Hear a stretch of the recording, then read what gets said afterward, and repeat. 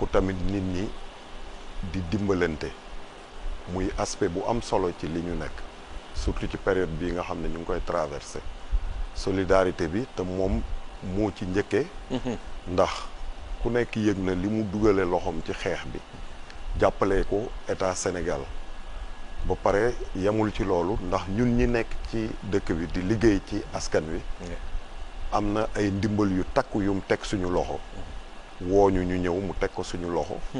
ne ñu ñooñu nga xam di leen di dégg ne dañ leen a ber di leen taxawu nañ leen ci taxawu te buñ manqué dara nga xam dem na ba sax ca ëllëg sa mu woowaat ma yëkkati café suukar ak ceeb jox ma ne ma ñooñu na ngeen leen ci taxawu te foo ci toll rek naa ko yëg kon sëñ bi moom desee la tuñu dara dëgg wax na itam nit ñi ñu topp ndigalu kër docteur loolu di lu am